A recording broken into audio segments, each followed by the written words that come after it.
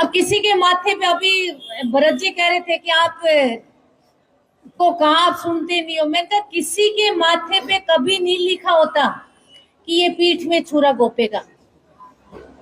जब साथ हमारे कोई खड़ा होता है ना तो वो हमारा होता है। और अनूप को हमने बहुत प्यार मान और सम्मान दिया था, पर मैं कहती हूँ अनूप से तो दो मुआ सांप भी भला, जो डसने में पता तो चलता भी किस तरफ से डसेगा। एक तो भगवान ने उसको शक्ल काले नाग जैसी दी थी, वैसा काला नाग वो निकल भी गया। तो ऐसे लोगों से सावधान रहो।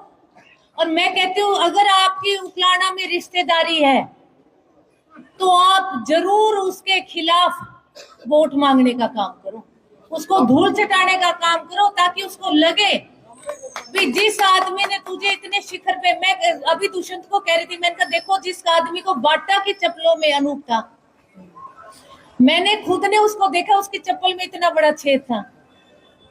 आज मैं कहती हूँ वो भी मुंह ऊपर करके चल रहा है। हर गांव में बेइज्जती हो रही है, हर गांव में उसकी बेइज्जती हो रही है। और मैं तो आपको भी कह के जाऊंगी कि अगर रिश्तेदारी है तो डट के खिलाफत करना उस बंदे की जिसको ये नहीं पता कि तेरे को सीढ़ियां चढ़ाने वाला चौधरी देवीलाल का परिवार है और आज तूने उनकी पीठ पे छुरा घोंपा है। वो तो अनूप बताएगा, मैं तो क्या बताऊं। हमने तो देखो विश्वास करने में कोई कमी नहीं छोड़ी।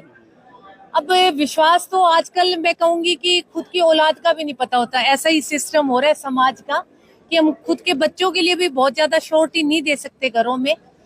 और अनूप के लिए ये कहूंगी कि हमारी तरफ से हमने उसको हमेशा, और मैंने तो उसको इसलिए मुझे तकलीफ होती है कि कई चीजों में दुष्यंत ने मना किया कि नहीं, जैसे उसके कैबिनेट मिनिस्ट्री की बात आई तो दुष्यंत ने कहा मैं नहीं बनाऊंगा, पर मैं उसके पक्ष में खड़ी हुई थी। इसलिए मुझे ज्यादा तकलीफ है कि जिस अनूप के लिए मैंने हर पल स्टैंड लिया था, आज उसी अनूप ने हमें दगा मतलब दिया। क्या मानते हैं इसको? देखो बीजेपी ने ये तो 4.5 साल मैं कहती हूँ कि दुष्यंत ने निकाल लिए। बाकी बीजेपी ने हमारे विधायकों को बहुत पहले खरीद लिया था और ये साथ चल रहे थे, तभी तो कोई ना कोई विधानसभा में सुर छोड़ता रहता था।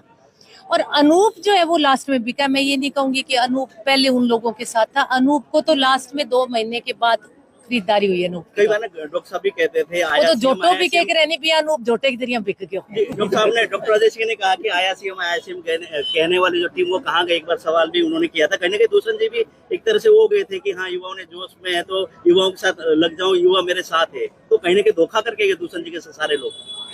नहीं, देखो किसान आंदोलन को लेके लोगों ने हमारे खिलाफ एक मुहिम चलाई थी और वो मुहिम थी कांग्रेस की बहुत बड़ी, उसमें इनेलो भी शामिल थी। आज मैं कहूंगी कि इनेलो और बीजेपी एक है।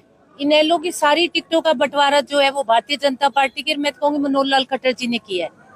उनको 3 उन्होंने कहा भी हमें 3 टिकट ऐसी दे दो जहां हम मजबूत रहे, बाकी आप सारे वोट हमारे से ले लो।